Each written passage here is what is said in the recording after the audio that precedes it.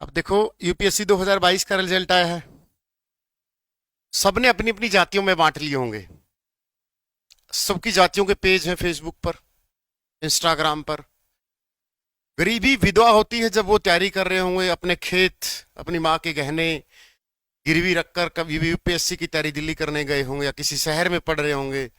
किताबों के भी पैसे नहीं दिए होंगे किसी रिश्तेदार ने। और आज पूरी जाति टूट पड़ी है। देखो, हमारी जाति के इतने यूपीएससी क्लियर है, बधाई हो। मैं हमारी जाति पर, हमें अपनी जाति पर गर्व है, हमारे भाई की रैंक कितनी है। ये वास्तविकता है। सफलता के लाखों रिश्तेदार होते हैं, गरीबी विधवा होती है उसका कोई नहीं होता। वो विधवा की तरह होती है। सगे रिश्तेदार भी आने से कतराते, कहीं पैसे ना मांग ले उधारे कि मुझे चाहिए, पढ़ने के लिए चाहिए, मुझे उसके लिए चाहिए, घर में कोई बीमार है ये।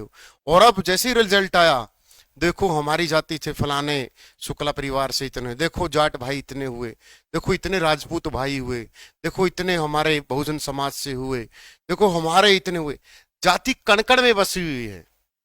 और जाति से अलावा दिखावा कैसे कि हमारी जाति से पहले कहां थी जाति। जब वो बच्चा तैयारी कर रहा था, जब उसने अपने जीवन को तपा रहा था, दिहाड़ी मजदूरी करके, बहुत सारे ऐसे बच्चे होंगे इनमें से जो लगे हैं, जो, चलो आधे लगा लेंगे जो वेल सेटेड परिवारों से होंगे, लेकिन आधे तो कम से कम ऐसे होंगे जिन्होंने जमीन गिरवी रख के तैयारी की होगी दिल्ली पहुंचने के लिए। दिहाड़ी मजदूरी कर रहे होंगे या एक्स्ट्रा किसी कंपनी में जॉब कर रहे होंगे, और किसी से सगे से भी पैसे मांगेंगे, उसने मना कर दिया होगा। उसी जाति का, उसी का सगा भाई, ताऊ चाचा बुआ फूफी नानी, सब में से। बट आज पूरी जाति टूट पड़ी है। देखो हमारी जाति का। ये जातियां है ना, सिर्फ और सिर्फ दिखावे की होती है। आदमी की सिर्फ एक ही जाति है, वो होती है मानवता, बस। बाकी सब आपके पास कंधे से कंधा मिलाकर किसी भी धर्म का, किसी भी जाति का बुरे समय में अगर आपके साथ खड़ा है, वही आपका भाई है, वही आपका परमात्मा है जिसने आपके बुरे समय में साथ दिया। जिंदगी में अच्छे समय, बस उसको मत भूल जाना।